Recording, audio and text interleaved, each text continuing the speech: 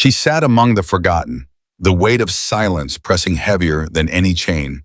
And when every soldier turned away from her, he was the only one who didn't. The war had ended 2 suns ago, but the air still smelled of burned metal and dust. The human army had gathered in what was left of the Thorini outpost, cracked stone, torn banners, and the faint hum of dying generators. Rows of soldiers filled the open square, their laughter harsh and nervous, the kind that grows from victory mixed with guilt. Before them, 6 Thorini women stood in ceremonial chains. Their azure skin shimmered under the pale light, smooth and flawless like glass. They were young, strong, unbroken. Every man's gaze lingered on them, but apart from them, sitting on the dirt, was another older, quiet, with hair streaked silver and eyes too tired to look up. Her blue skin bore scars that had never fully healed, the kind that told of pain repeated and remembered. Her wrists trembled where the iron bit into them. She wasn't beautiful like the others. She wasn't meant to be. She was the outcast placed among trophies, the one sent to remind the victors what cruelty looked like when it was finished. "Line up," Colonel Mercer barked, voice echoing across the field. "Each commanding officer will choose 1 Thorini as compensation for service rendered." Their council agreed to these terms. "Choose wisely." The crowd murmured with excitement.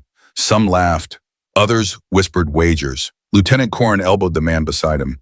"I bet Reed picks the tall one with the braids." "Look at those eyes." Could Melt Ice Commander Jalen Reed didn't answer. He stood at the back, his uniform still dark with dried soot. His face carried the quiet expression of someone who had seen too much and felt too little. He hadn't celebrated with the others. He hadn't drunk the victory wine. His gaze, steady and unreadable, rested on the woman sitting in the dirt. When the selection began, the officers moved like merchants at a market. They inspected the Thorini women as though they were livestock, lifting chins, turning hands, whispering crude jokes. Each woman was chosen quickly, claimed with a grin or a boast. One by one, they were led away until only the old one remained. She hadn't moved once. Her back was straight, her eyes lowered, her breath shallow. The soldiers didn't bother to hide their disgust. "What's the point of leaving her?" someone snorted. "She looks half dead. Should have left her where they found her. Maybe she's a reward for whoever loses next." Their laughter spread like infection. Colonel Mercer turned toward the last officer on the list. "Commander Reed, you're up. Last one's yours by default unless you'd rather pass." I'll note it on the record, Reed didn't move for a moment. Then he stepped forward. The laughter quieted. His boots sank into the sand as he walked past the 6 empty spots, past the soldiers still jeering, until he stopped in front of her. The old Thorini woman looked up slowly. Her eyes were dim, not with fear, but with something deeper. Acceptance, perhaps, or exhaustion carved into bone. Their gazes met, and in that moment something flickered in the silence between them. Something ancient and wordless. "This one," Reed said. His voice was quiet, but it carried, cutting clean through the murmurs. "I choose her." For a heartbeat, no one spoke. Then the laughter came harder, sharper, crueler. "You serious, Commander?" "Maybe he's gone soft." "Old habits die hard, huh? Guess he likes antiques," Colonel Mercer frowned. "Reed, this isn't a joke. You have the right to decline. No one would question it." Reed's gaze didn't waver. "I said I choose her." The colonel crossed his arms. "Mind telling us why?" Reed's eyes drifted briefly to the dirt, then back to her. "Because she's the reason I'm still alive." The words silenced the crowd. A few exchanged confused looks.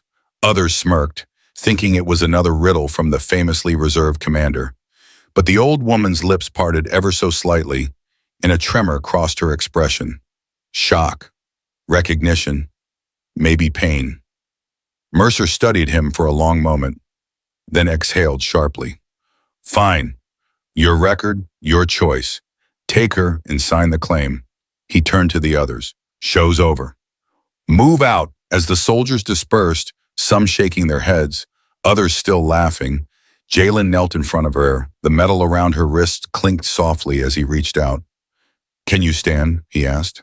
Her voice was low and rough, touched by an accent that made the words sound older than language itself.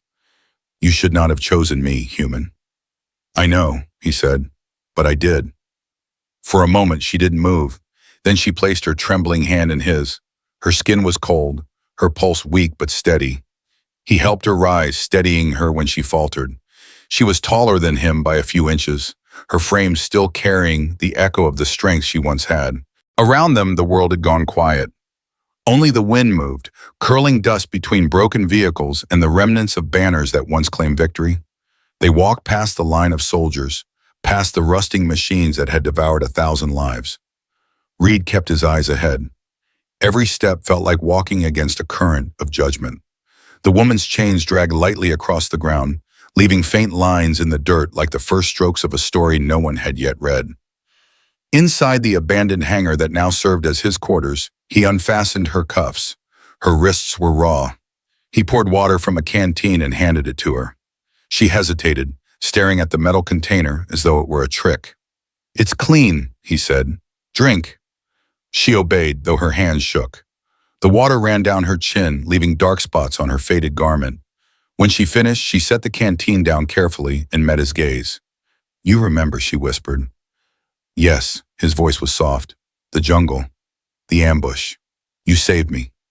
Her expression tightened, grief and disbelief crossing like clouds over her face. "You were dying. You were the enemy. You healed me anyway." Her breath hitched. It was a long time ago. Not long enough for me to forget. For a while, there was only silence between them. The hangar lights flickered weakly, casting both of them in shadow.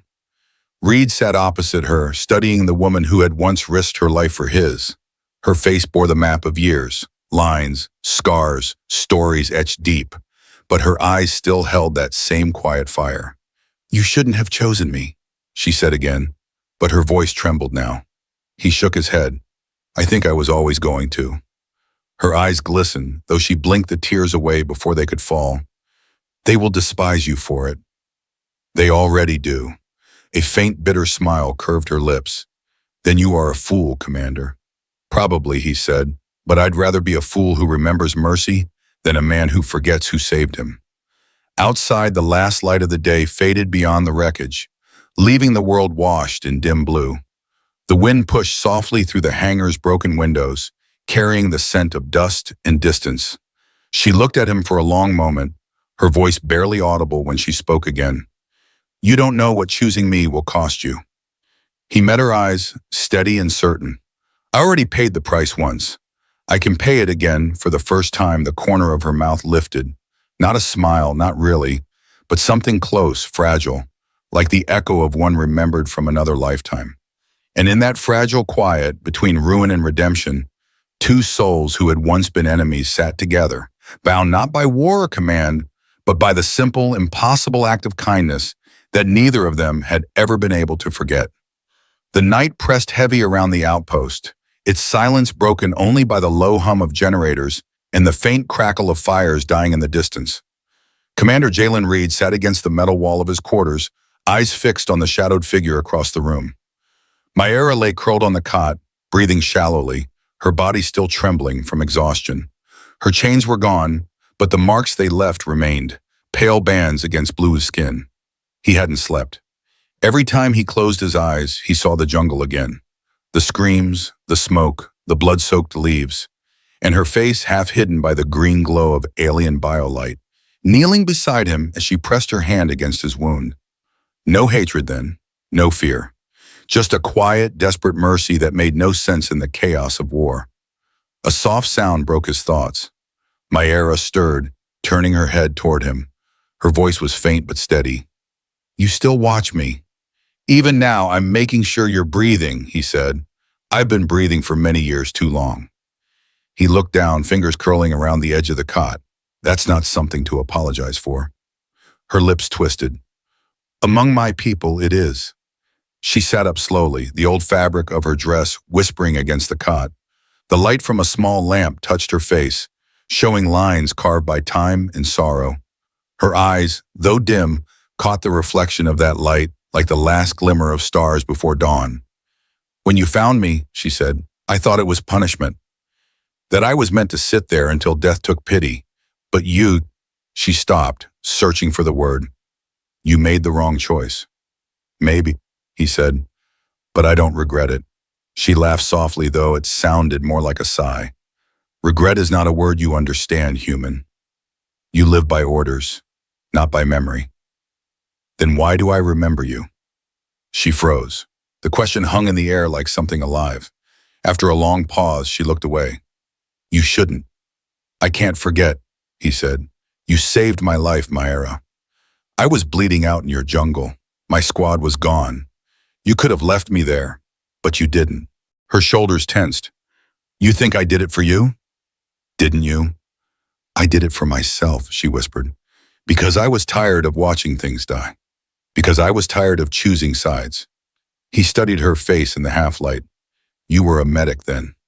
I was a healer, she corrected softly. Before the war, before all of this, I studied the lifeblood of the world. We believed in balance, not conquest. But when the sickness came, our faith broke. What sickness? She lifted her hand and traced the scar along her forearm. The black fever. It swept through the southern valleys. Thousands died.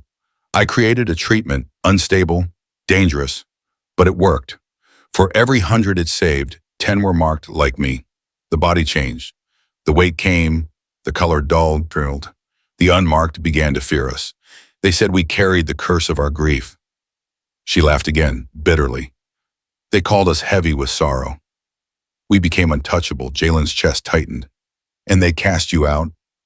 They let us live, she said quietly. That was their kindness. The room fell into stillness again.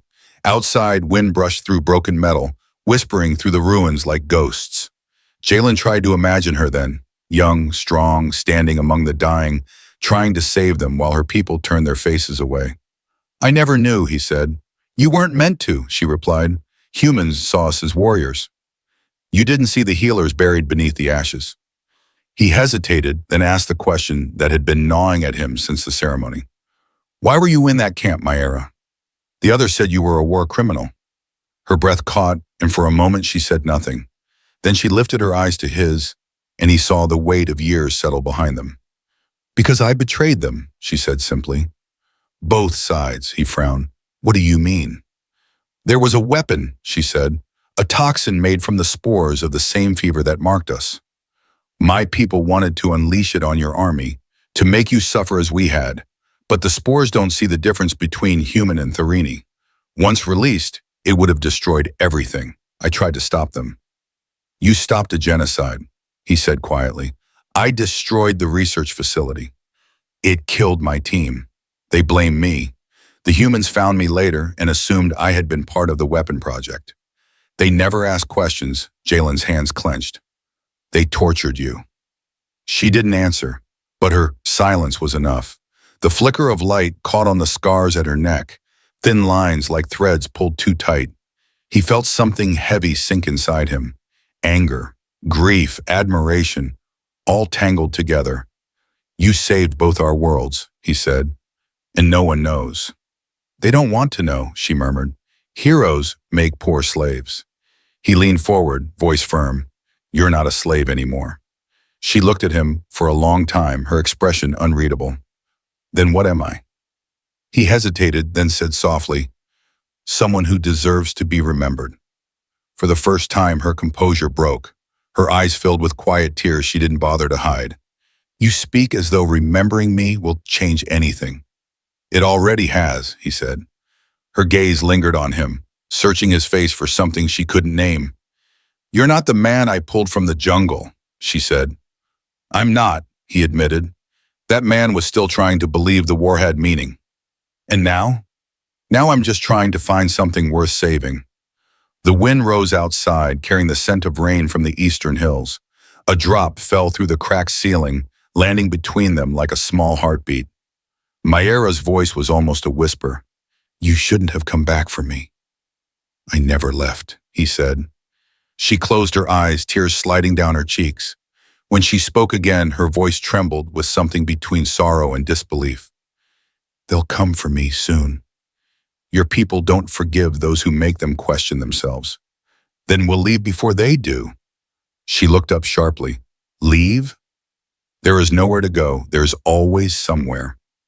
He stood and moved toward the door. She stared after him, confusion softening into fear. You would run from your own command. For me?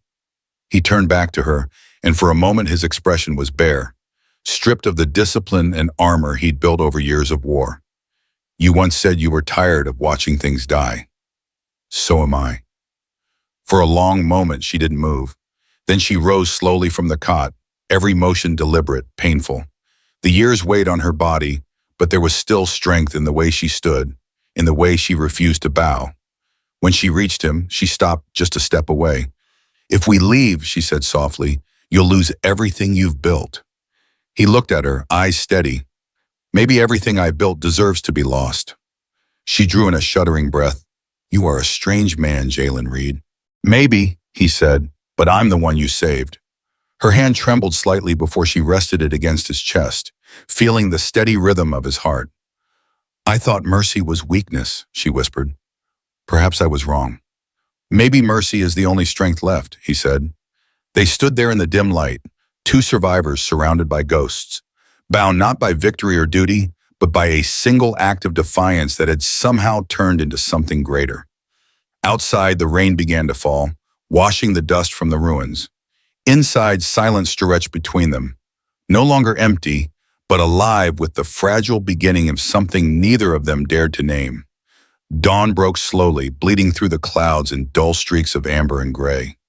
The camp was restless, uneasy, as if the earth itself remembered too much. Commander Jalen Reed moved through the quarters of the outpost like a ghost, every step measured, every glance cautious. He had spent the night making plans, maps in his head, routes that could lead them away from this place before anyone realized what he had done. Mayra followed behind him quietly. Her steps were soft, her breathing shallow, but her eyes were awake now, alive with a strange kind of calm. It was the calm of someone who had already accepted whatever came next. The scars along her arms caught the early light, turning silver against bluish skin. You don't have to come, he said without looking back. She gave a faint laugh. And where would I go, Commander? My people despise me. Yours will kill me. The spaces between are all that's left, then we'll stay in the space between, he said. They reached the outer gate. Two soldiers stood watch, leaning against their rifles, bored and half asleep. Jalen's pulse quickened. He had forged clearance codes during the night, reusing an old evacuation order from months ago. It might hold for a few minutes. It might not. As they approached, one of the soldiers straightened. Morning, sir. Didn't expect to see you up this early. Orders? Jalen handed him the data pad, his tone steady. Transfer detail. Prisoner escort to Sector 12 for reclassification. The guard frowned. Sector 12's off-grid. Exactly why it's classified, Jalen replied. His voice carried the weight of authority, the kind that dared not be questioned. The soldier hesitated, then nodded and opened the gate. They stepped out into the cold morning. The air was sharp, carrying the scent of iron and smoke. The desert stretched wide and empty, broken only by the wrecks of vehicles and the skeletons of machines that had died long before the ceasefire.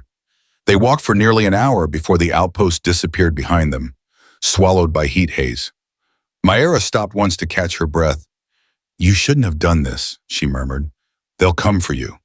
They always do. They'll come for both of us, he said. But I've stopped caring about what they'll do. She looked at him with something between sadness and wonder. You speak like a man who's already lost everything. He smiled faintly. Maybe that's what freedom is. They reached an old supply shelter buried beneath sand and stone, a relic from the first invasion. Inside, the air was cold and still, thick with the scent of dust and oil. Jalen found a lamp and lit it. The pale glow filled the space, revealing rusted crates and faded insignias. Mayra sank onto one of the crates, pressing a hand to her chest. Her breathing was uneven. The walk was too long, she said softly. My body isn't what it used to be. You need rest, he said, crouching beside her. I need time, she corrected, and that is the one thing neither of us has. He wanted to argue, but her voice left no room. Instead, he gently took her hand. Her skin was cold again, her pulse faint but steady. Tell me something, he said quietly. Why did you really save me that day? Don't say it was for balance or mercy. I want the truth. She looked at him for a long time before answering. Because you hesitated. He frowned, hesitated. When you saw me in that jungle, before the explosion, you could have shot me. I saw it in your eyes. You wanted to, but you didn't. You lowered your weapon. For a heartbeat, you saw me, not the enemy. I thought maybe there was still hope for our world if one soldier could hesitate. He felt his throat tighten. And that was enough? It was enough to make me risk everything. He said nothing for a long time. Outside, the wind howled through the ruins, carrying the ghosts of old battles. When he finally spoke, his voice was low. You said your body's failing. What's wrong? Her eyes dimmed. The infection never left. The fever that changed us, it sleeps in my blood. It wakes when I am weak. He clenched his jaw. There has to be something we can do. There must be medicine. There isn't, she said simply. The treatment I made cured others, but poisoned me. That was the price. He rose, pacing, his hands tightening at his sides. Then I'll find something else. There are human medbays. She shook her head. They won't treat me. Not after what they believe I am. Then I'll force them to. Her voice softened, breaking through his anger. You can't save me, Jalen. He turned to face her. You already did. Something inside her cracked then. Years of restraint dissolving all at once. Tears slipped down her face, silent and helpless. She covered her mouth, shaking her head as if ashamed to be seen crying. He crossed the distance between them and knelt, his hands resting lightly on her knees. Don't hide that, he said, not from me. She looked at him through blurred vision. You speak as if you love me. He didn't flinch. Maybe I do. Her breath caught, trembling in the cold air. You don't even know what love is between my kind. It is not soft or simple. It is a bond that burns the soul until nothing else matters. He met her gaze steadily. Then maybe that's what I need, to feel something that matters. For a moment, time seemed to still. The faint light from the lamp flickered against their faces, and in that glow she saw no pity in him, only truth, raw and steady. She reached up, her hand trembling as she brushed her fingers against his cheek. You shouldn't have chosen me, she whispered again, but this time it sounded like a plea, not a warning. I didn't choose you, he said. I recognized you. The sound of engines shattered the fragile quiet. Distant but unmistakable. Military transports cutting through the air. Mayara's head snapped toward the entrance, panic flashing in her eyes. They found us, she said. Jalen stood quickly, checking the weapon at his belt. We can still move. There's a ridge half a mile east. She grabbed his arm. No, you don't understand. If they see you with me, they'll brand you a traitor. They'll strip your name, your rank, everything. He looked down at her, a calm defiance hardening in his voice. They already have. The engines grew louder. Shadows flickered against the sand as the aircraft descended. Mayara stood, steadying herself despite the tremor in her limbs. You can't fight them all. Maybe not, he said, but I'm done running from the wrong side. He moved toward the doorway, but she caught his sleeve, forcing him to face her. Promise me something, she said, her voice fierce despite its weakness. If they take me, don't fight. Live. Someone has to tell them the truth. He stared at her, his chest heavy. The truth won't change anything. Maybe not, she said, but lies destroy everything. Before he could answer, the door burst open. Soldiers flooded in, weapons raised. Colonel Mercer stepped forward, face red with fury. Commander Reed, he barked, you've gone too far. Jalen raised his hands, but his eyes were fixed on Mara. She's innocent, he said. You have no idea what she's done for both our species. Innocent? Mercer spat. She's a war criminal, and you're harboring her. You've signed your own sentence. Two soldiers grabbed Jalen, forcing him to his knees. He didn't resist. His eyes never left hers. Don't be afraid, he said quietly. Mayara stepped forward before they could stop her. He's telling the truth, she said. The weapon they feared, I destroyed it. I saved your cities. And this is how you repay life with chains. Mercer struck her with the back of his hand, sending her sprawling to the ground. Jalen shouted, struggling against the grips that held him. Don't touch her! Enough, Mercer roared. Take her to the detention center. We'll let the council decide what to do with both of you. As they dragged her away, Mayara met Jalen's eyes one last time. Don't let them turn you into what they are, she whispered. Then she was gone, swallowed by the noise of engines and shouting soldiers. Jalen was left kneeling in the dust, the echo of her words burning in his chest like a promise he didn't know how to keep. 3 days passed, and the world felt heavier with each sunrise. The outpost had been sealed from the inside, rumors spreading through the ranks like smoke. Some said Commander Jalen Reed had betrayed his people. Others whispered that the alien woman he'd protected had cursed him, that her touch poisoned the air around him. Jalen didn't listen. He spent those days in confinement, a cold, windowless room that smelled of iron and regret. But silence had never frightened him before. Only loss did.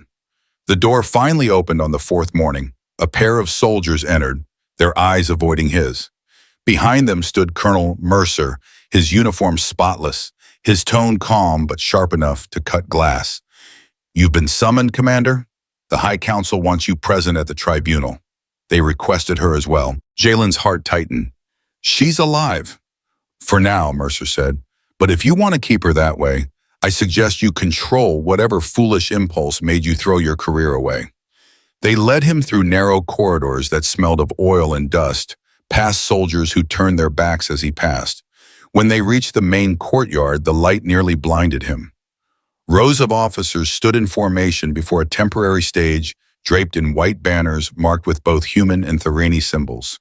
The peace summit, ironically scheduled for that very day, had become the stage for a public reckoning. Mayera stood in the center, her hands bound again, her shoulders trembling under the weight of stairs.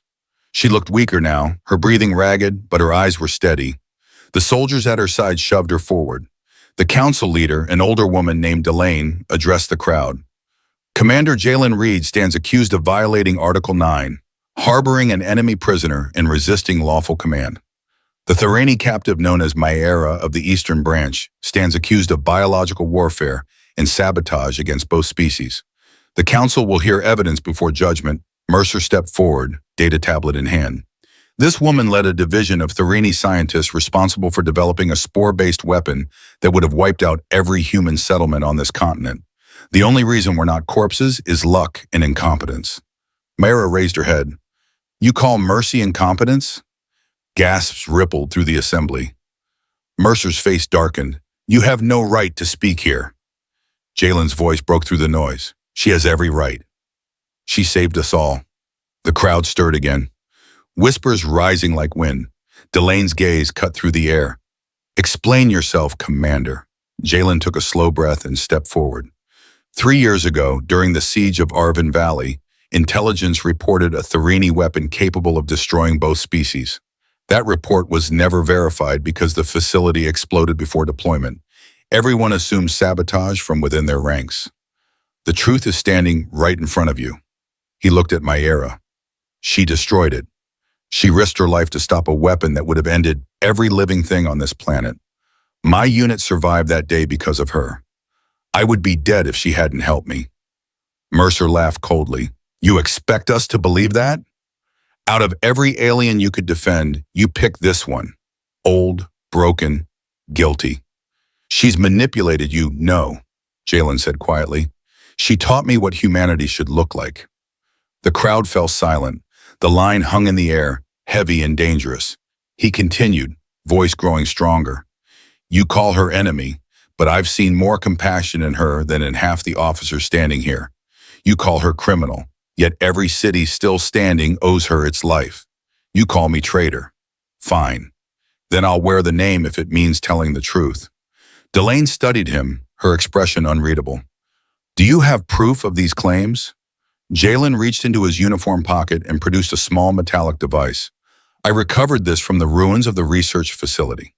It's Thorani tech, encrypted, but the logs survived. You'll find her biometric signature in the override command that initiated the self-destruct. She didn't just destroy the weapon, she erased the formula.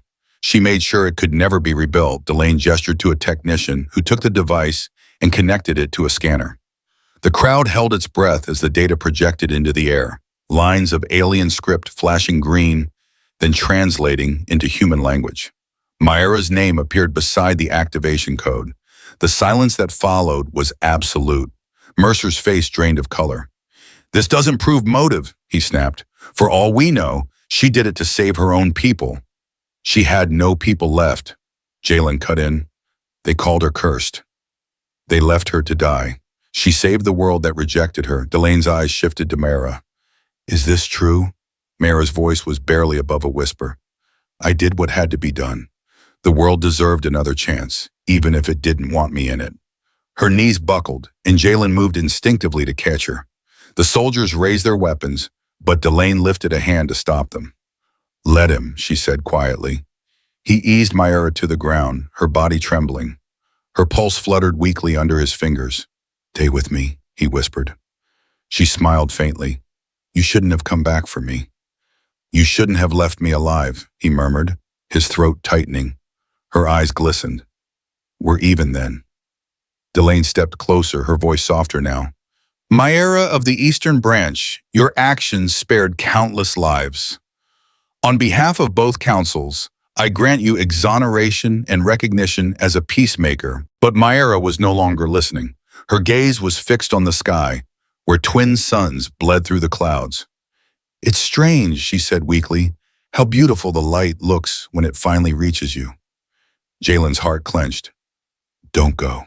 Please, she reached up, her fingers brushing his cheek, leaving faint blue streaks on his skin. Do you know why I healed you that day? Tell me, he whispered. Because you hesitated, she said, echoing the words she'd spoken in the shelter. You saw me. Not what I was, but who I was.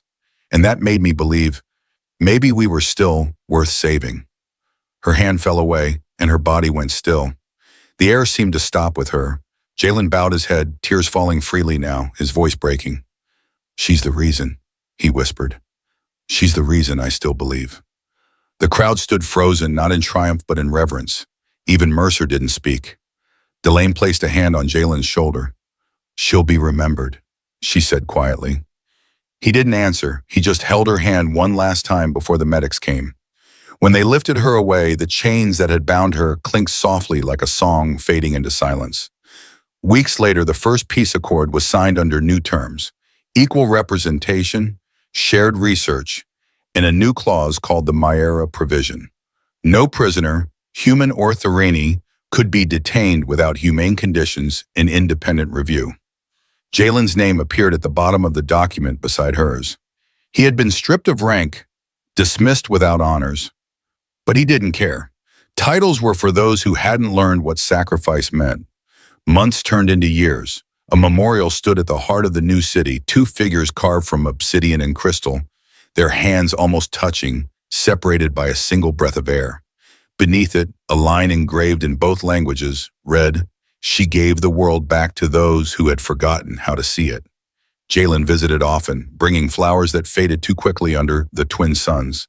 He would sit for hours, speaking softly as if she could still hear him. They called it peace, he said once, staring at the statue. But it was you who made it possible. They'll never know how much of themselves you carried away with you. The wind moved through the square, stirring the petals across the stones. He smiled faintly. Wherever you are, I hope you finally rest. Because I can't. Not yet. He rose and looked toward the horizon where the light split the sky in two shades, one human, one alien, both impossibly the same. And in that quiet moment, he understood what she had meant all along. Compassion wasn't weakness. It was rebellion. As the suns dipped below the wreckage of the old world, Jalen whispered one final time into the fading light, "You were the reason, Mara. You always were."